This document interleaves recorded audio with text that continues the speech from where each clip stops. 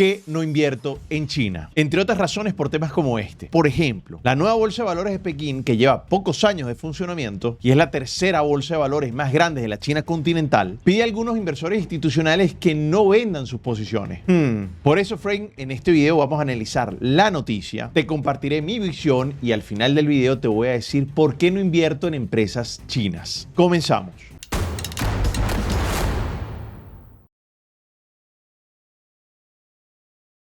Mucho gusto, Frank. ¿Cómo estás? Mi nombre es Dani Pérez y me puedes seguir en todas las redes sociales como @DaniPérezTrader. Y siempre estoy compartiendo contenido que tiene que ver con encontrar, con publicar, con entender oportunidades de inversión, sobre todo en la bolsa de valores. Así que te invito a que me sigas en todas las redes y además, si te gusta este video, le des definitivamente al pulgarcito arriba de me gusta para que así le llegue este contenido a muchas más personas interesadas en el mundo de las inversiones. Y obviamente China está en la palestra del mundo de las inversiones, siempre da mucho que hablar y este video vamos a hablar un poco sobre ella. Vamos a ver esta noticia tan interesante. Por ejemplo, Pekín pide a algunos inversores que no vendan acciones a medida que se reanudan las caídas que se han dado en la bolsa de valores. Acuérdense que Pekín, y vamos a ver esto que es importante, vamos a ver un poquito de historia. Esta bolsa de Pekín es una bolsa nueva, tiene muy poquitos años. De hecho, dice, por ejemplo, tiene una normativa interna que es propia, dice que, y fue publicada hace aproximadamente un par de años, dice que prohíbe específicamente la salida en bolsa en este mercado de compañías financieras e inmobiliarias. Es decir, si recuerdas, en China la parte inmobiliaria en este momento ahorita está bastante delicada y bueno, al menos la información que nos llega a nosotros, que eso es un punto importante que vamos a hablar al final del video. Pero bueno, en esta bolsa de valores, pues digamos que no se maneja nada que ver de ese tipo de empresas. Ahora, esta bolsa de Pekín apenas fue lanzada en noviembre de 2021 y está centrada únicamente en pymes, es decir, pequeñas y medianas empresas. ¿Ok? Este mercado de Pekín, como te decía al principio del video, es el tercero de la parte continental de China después de la bolsa de Shanghái y de Shenzhen y arrancó con 81 compañías y hasta el año pasado la cifra había aumentado hasta 126. ¿Ok? Todas estas compañías suban un valor de mercado conjunto superior a los 200 mil millones de yuanes, que representa aproximadamente casi 28 mil millones de dólares. Es una bolsa pequeña. Ok, es una bolsa pequeña, es más o menos como la participación de mercado de una sola empresa que está a mediados del S&P 500, no sé, una empresa como Halliburton, por ejemplo. Así que, bueno, es una bolsa pequeña, pero, bueno, en este caso está haciendo bastante ruido, ¿ok? Dice, cabe destacar que la normativa de esta nueva bolsa de Pekín, publicada hace, en este caso hace 2 años, porque esta noticia tiene ya rato, dice, prohíbe específicamente la salida en bolsa en este mercado de compañías financieras, inmobiliarias y de educación preescolar o industrias con exceso de capacidad de producción, porque obviamente no sería tal vez catalogada pyme. Pero la noticia que vamos a ver en este video y la que vamos a analizar es esta, que acaba de ser publicada hace apenas unos días. Dice, Pekín pide a algunos inversores que no vendan a medida que se reanudan las caídas en las bolsas de las acciones chinas. ¿Ok? Ahora, los operadores dicen que el proceso de flexibilización y luego reimposición de restricciones informales está socavando la confianza del mercado. Vamos a leer un poquito más porque está bien interesante esta noticia. Dice, en los últimos días las autoridades chinas han dicho a algunos inversores institucionales que no vendan acciones, ya que los reguladores se enfrentan a una renovada presión para estabilizar los precios de las acciones tras las fuertes caídas en las primeras semanas del nuevo año. Desde octubre, los reguladores del mercado han estado proporcionando instrucciones privadas, ¿ok? Muy importante, conocidas como orientación de ventana, a algunos inversores que les piden ser vendedores netos de acciones en ciertos días, solo en ciertos días. Tales restricciones a la venta ayudaron a estimular un repunte de alrededor del 3% para el índice bursátil de referencia del CSI 300, que es el índice de referencia de esa bolsa de valores de Pekín, en la última semana del 2023. Eso lo dijeron algunos operadores. Fíjense qué interesante. Ojo, esta noticia es del Financial Times. Cuando yo voy y acudo a noticias de China, trato de acudir a medios que sean lo más serio posible y los más reconocidos. Digo, entonces, bueno, fíjense que aquí están hablando prácticamente de una especie de manipulación. Y esto es importante. Miren, dice, pero a medida que las restricciones a algunos fondos mutuos más pequeños y a los corredores se aliviaron en el nuevo año, el índice revirtió por completo esas ganancias y ha bajado más de un 4% durante este mes. Interesante, ¿no? O sea, se ve claramente cómo esas restricciones informales que colocaron, pues digamos que de alguna manera impactaron fuertemente positivo para la foto del final del año 2023. Vamos a seguir leyendo. Dice, Pekín ha vuelto a imponer estas restricciones de empresas de valores grandes a grandes inversores en China que actúan como corredores y tienen brazos comerciales propios, según operadores y gestores de inversiones de 3 instituciones financieras diferentes. Los inversores y operadores también dijeron que el cambio de dirección de los reguladores, el último de una serie de cambios de rumbo, estaba distorsionando el mercado y socavando la confianza en general. Dice, este tipo de orientación de ventana, es el tipo de movimiento que llaman ellos al hacer estas regulaciones informales, crea una presión de venta retrasada, pero no es como si se pudiera posponer eso para siempre. Okay, eso dijo un director de una compañía de los valores, seguramente súper afectado. Dice, el sentimiento del mercado eventualmente dictará el rendimiento. Fíjense aquí este gráfico tan interesante. En color rojito o sí, rosado oscuro, como lo veas en tu pantalla, digamos, es un índice que mide el mundo. Y el azul es el índice de la bolsa de Pekín. Miren cómo claramente en la bolsa de valores de Pekín, digamos, tuvo un pequeño repunte a final de año, pero luego, posteriormente, empezó a bajar fuertemente y ha seguido bajando.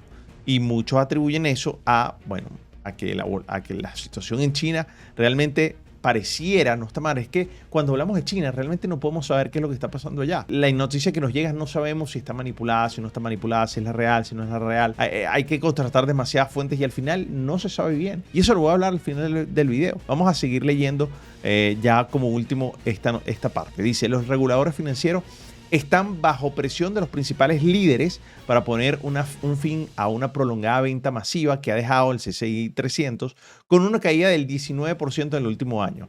Las medidas públicas para revitalizar la demanda, como la reducción de las comisiones de negociación y la compra de acciones bancarias por parte de un fondo de inversión del gobierno central, no han logrado restablecer la confianza de los inversores. ¿Qué opinan? Interesante. Ahora, quiero hablarles un poquito de esta otra noticia que también salió hace unos días. Dice, el PIB de China creció alrededor del 5.2% en 2023, dice el primer ministro. Los comentarios del primer ministro este pasado martes confirmaron lo que se esperaba ampliamente por parte de los economistas, que China superaría su meta oficial para el año 2023. Esto es muy importante. En teoría, China tuvo un mejor desempeño que el previsto, digamos, para lo que estaba establecido para el año 2023. Sin embargo, sus bolsas de valores no terminan recuperando. Así que quiero ahora pasar a la parte final de este video de decirte por qué no invierto en empresas chinas. Antes de decirte por qué no invierto en empresas chinas, me gustaría decirte que esto no es un consejo de inversión, esto lo hago con fines educativos y decirte claramente qué es lo que estoy pensando para que lo pongas dentro del análisis que vas a hacer y tomes tu propia decisión. Pero bueno, lo primero del por qué no invierto en empresas chinas en la bolsa de valores es porque hay falta de transparencia. Esa es la realidad. Uno siempre pone en duda todas las cifras que llegan de China porque no tenemos cómo validarlas. Así de sencillo. Y la información es escasa. Y bueno, hay unas barreras importantes y unas barreras culturales, que ese sería mi segundo punto. Las barreras culturales son muy fuertes. Es más, para ponerte un ejemplo muy sencillo, que si tú no conocías esto que voy a decir, no entiendo por qué estás invirtiendo en China. Por ejemplo, ¿tú sabías que cuando la bolsa de valores sube, el color representado en las pantallas es el rojo y cuando baja es el verde? Completamente opuesto al mundo occidental. Y ojo, eso no es solo en China, eso generalmente pasa también en países asiáticos. Eso es importante que lo sepas. El rojo, en el caso de China, significa prosperidad, felicidad. Desde ese ejemplo tan sencillo, empiezan unas barreras culturales muy grandes, que si tú no entiendes, si no has vivido allí bastante tiempo y has estado involucrado con el mundo financiero, el mundo bursátil, es difícil que entiendas bien las condiciones. Y acuérdense que para invertir, para mí, a mi juicio, debes conocer la mayor cantidad de aristas posibles, debes entender lo que estás haciendo. Entonces, con falta de transparencia, donde por ejemplo, tú sabes que por ejemplo en el mercado de los Estados Unidos hay muchas empresas que han fracasado por temas contables. Enron es una de ellas a principios del año 2000, por temas de fraudes contables. de contabilizaciones que no reflejaban la realidad con razonabilidad. Bueno, en el caso de China, imagínate. Y esos problemas los ha tenido con la Bolsa de Valores de los Estados Unidos. De hecho, en época de Trump, ese tema estaba muy álgido, que iban a deslistar varias de las empresas chinas porque las auditorías no pasaban. Ahí ha habido en este gobierno algo diferente. Todavía están. Pero bueno, eso es importante que lo tomes en cuenta. Las reglas, el tercer punto es que las reglas son poco claras y son cambiantes. Esto también es una realidad en el caso de China. Además, la cuarta, tienes un gobierno con alta concentración de poder. Que miren, el ejemplo más claro es el que le acabo de mostrar en este video. Hay un gobierno que toma las decisiones, un gobierno que busca, digamos de alguna manera, incluso con ventanas, como decía la noticia, solamente nada más y nada menos que del Financial Times, donde se ve que puede haber incluso hasta manipulación. Por otro lado, la número 5, riesgo cambiario. Y esto es muy conocido, el yuan chino, se nota y es evidente que hay manipulación en ese sentido.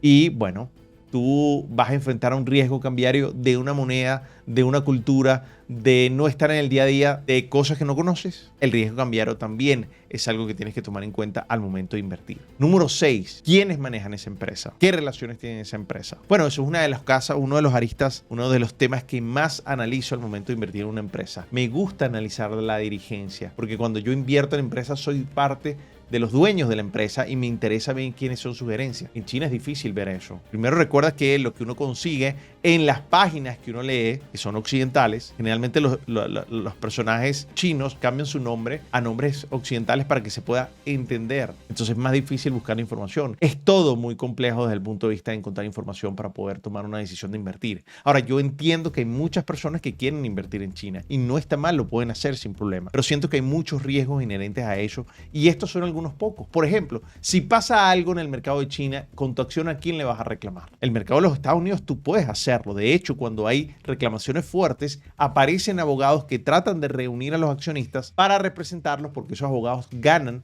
al momento de ganar el caso. Eso pasa. Y lo hacen incluso los llamados a través de los brokers. Es más sencillo, es más claro. Por eso yo pienso que si estás de este lado del mundo, más cercanía y un gran mercado es el de los Estados Unidos. Para empezar, ya si tú tienes mucha experiencia y quieres invertir y diversificarte en países como China, que son mercados emergentes, y que probablemente en algún momento sea el número 1 de la economía mundial, eso es claro, pero por tamaño, no por Producto Interno Bruto per cápita. Bueno, en ese sentido, bueno, ahí cambian un poco las cosas porque ya tienes más herramientas y ya te has confrontado a lo que es algo normal y algo que no es normal en tu cultura, o cercano o similar, lo más similar posible a tu cultura, dependiendo de dónde estés. Y esto también es muy relevante tomarlo en cuenta al momento de manejar los mercados. Y además que en el mercado de los Estados Unidos está, por ejemplo, la SEC, que es un ente regulador de todo lo que tiene que ver con los mercados financieros. Entonces también es importante. ¿Cuál es el regulador de China? Te preguntaría.